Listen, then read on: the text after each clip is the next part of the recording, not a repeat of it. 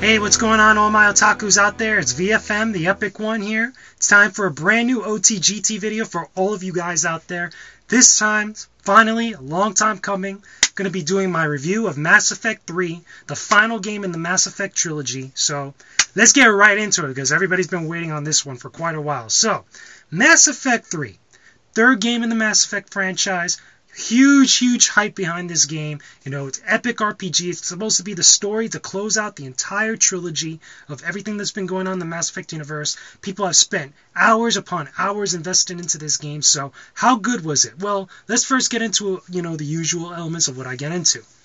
First things first, the story. Again, continuation of what went on from Mass Effect 2. One of the things that you will notice, and especially if you've really been invested in the Mass Effect universe, this kind of picks up after the events of what goes on in the Arrival DLC from Mass Effect 2. If you really had to put kind of like, a timestamp on it, I could say like a good portion amount of days somewhere after, the events of Mass Effect 2. With that being said, once you jump right into it from the very beginning, it's all fast-paced from there. Things are moving forward. There's a lot of story, a lot of content packed into this game. There's so much to do, so many things to experience, so many things, let me put it this way as far as story. A lot of story elements and a lot of decisions that you made from both Mass Effect 1 and Mass Effect 2 do come into play in Mass Effect 3. So, when you're playing this game solo for the first time, and you're playing it without prior knowledge or prior, saved data from Mass Effect 1 and 2, a lot of the different kind of like changes and stuff aren't going to come into play as much. They're going to be kind of randomly generated from what goes on in the actual story. But based on what you did with your character back in the day, with Mass Effect 1 and Mass Effect 2, you'll be able to see those changes visibly because they'll tell you and they'll come up in different conversations, different events, and different things that go down. So, that being said, I'm not going to get into any much more of the story for that matter. As far as the ending's concerned, I'm going to touch up upon that later in the review. But the story is that epic, and it needs to be experienced by every gamer. Okay, you need to experience it firsthand to really get the full effect of it. Now, moving on, gameplay. How is the gameplay of Mass Effect 3 in comparison to Mass Effect 1 and 2? Mass Effect 3's gameplay, it's a little bit much more attuned to a shooter. You have the option now this time to kind of, choose how you want to play. You want the more shooter type of elements where you have no control of the dialogue, no decisions and stuff like that, and you could play the game through. Or you could stick with just RPG elements, play very similar to how Mass Effect 1 was, but a little bit much more heavier on the RPG elements. And you could also play a mixture of both, which is how Mass Effect 3 is supposed to be experienced, because you got your RPG and your shooter elements all mixed up into one. So you have control over everything, including how your teammates level up and such.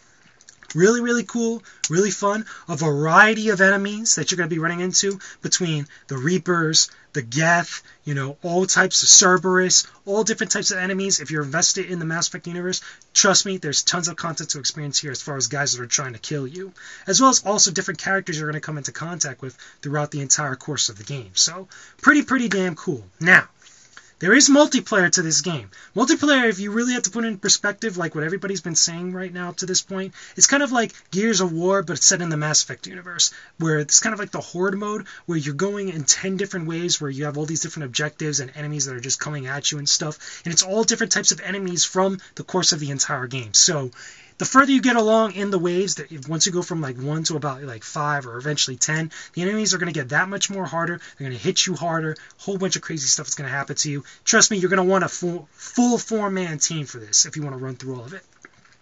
With that being said, as far as your character is concerned, you don't actually really use your character from the single-player campaign. You actually get kind of like a custom shepherd or some type of like soldier or whatnot that you can actually customize yourself in tune for the actual, multiplayer gameplay, which is pretty cool. You got these like different packs you could buy, and it's kind of like you can spend game money in it and kind of level up from there, or you could also spend real money and actually get these different types of packs of what they have in there that give you different abilities, different loadouts, different equipment and such, of which you could use in the multiplayer game experience and all the different maps that they have, which is pretty cool. Some people might find themselves spending a lot of money in order to get the best equipment and stuff, because playing the multiplayer actually contributes to the main game. And what I mean by that is this: during the course of the main game of Mass Effect 3, you have all these different quests you could do that actually get you war assets and galactic readiness. What that means is how ready are you to actually face the Reapers. Your main goal in Mass Effect 3 is to get all the different races to come together and actually come together into one massive attack and defense against the Reaper invasion in order to liberate Earth and things like that. The galactic readiness level is kind of like the more you play multiplayer, the higher that level or the higher that percentage goes up and actually contributes to your war assets and actually multiplies them over a certain amount.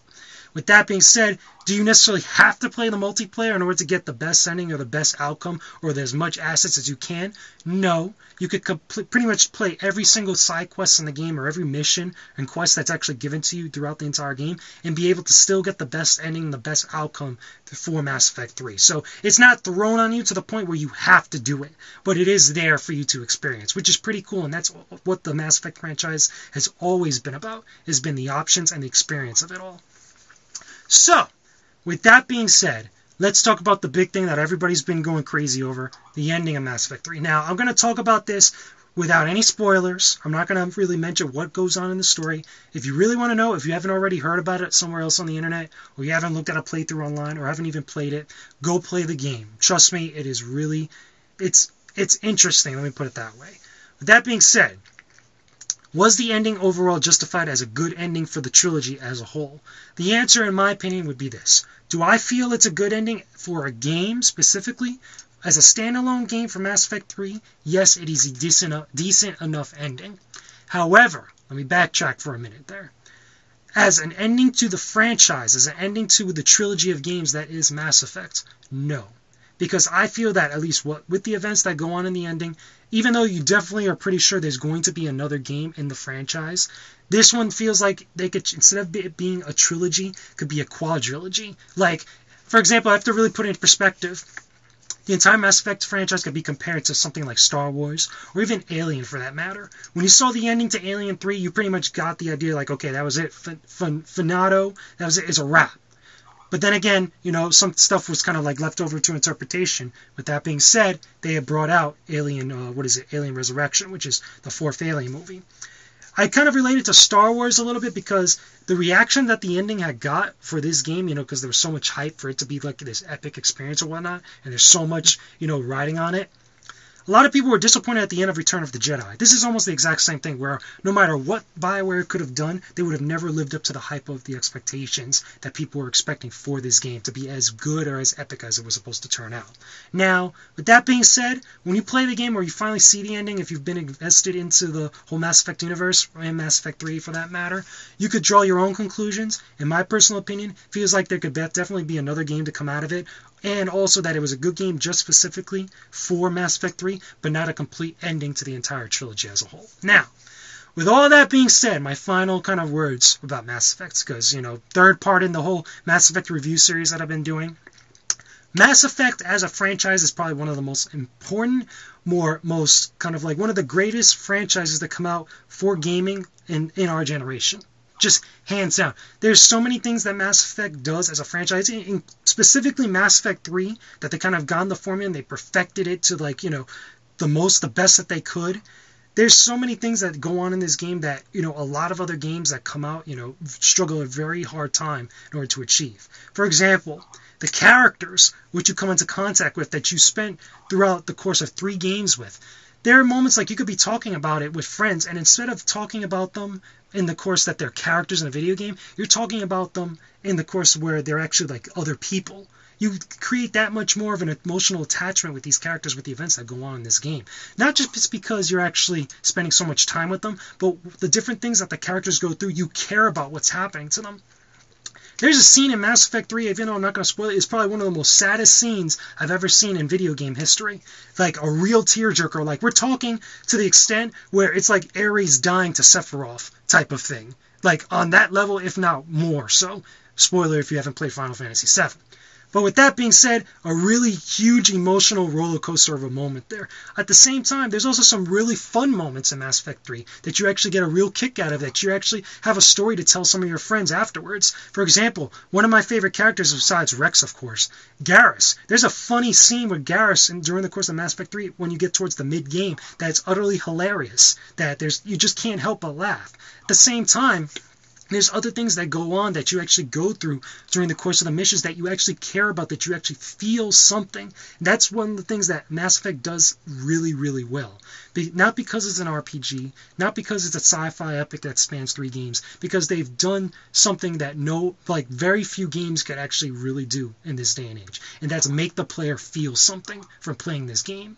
A lot of films struggle with it, a lot of TV shows, a lot of books, and other types of art forms really struggle with being able to do that. And it's very far and few that you find something that does something like this. Mass Effect as a franchise, specifically in this case Mass Effect 3, does that and is an awesome game. And you owe it to yourself as a gamer to experience this game or experience the franchise at least once.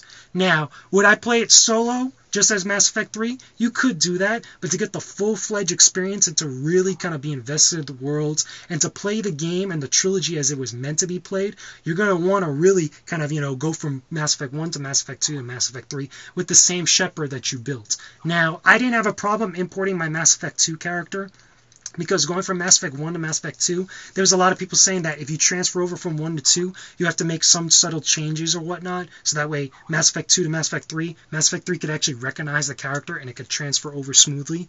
So I did that and I had no problem going from each game like that. There's going to be a patch that's going to be released to fix that problem, so that way you don't technically have to do that, but I didn't have an issue with that. I still had a blast playing the game. There's also going to be some DLC, by the way. I should mention that there is a DLC that involves a Prothean. If you guys, without any other spoilers, that it's really important. A lot of people made a big fuss about it. You could play the game throughout, fully, without the DLC, but if you really want to get the full experience and you really want to know what's going on with the universe in Mass Effect, definitely get the DLC. And also be on the lookout for the DLC that they're going to release to kind of address some questions to the ending, because apparently BioWare is going to change up the ending or whatnot, but I'll leave that to be seen. I will definitely be checking it out at some point. Overall, Mass Effect 3, epic game. Mass Effect Trilogy, epic franchise. Every gamer needs to play this, no matter what platform you're on, PC, Xbox 360, PlayStation 3. You have to play this series. You have to play this game. So, that's just my thoughts, guys. Leave your comments and video responses. I don't mind. Just keep it civil. Let me know what you guys think of Mass Effect. Talk about some of your favorite Mass Effect moments. Talk about your favorite characters. One of my other favorite characters, by the way, the Elusive Man. The man has a sun in, pretty much outside his window. It doesn't get any better than that. Talk about the game. Talk about what you liked about it. Talk about what you hate about it. Put it in the comment section below, and I will talk to you guys again soon. So, I'm Venomousfatman, the epic one, Mass Effect, epic franchise. I will talk to you all later. Peace out, everybody. Stay epic.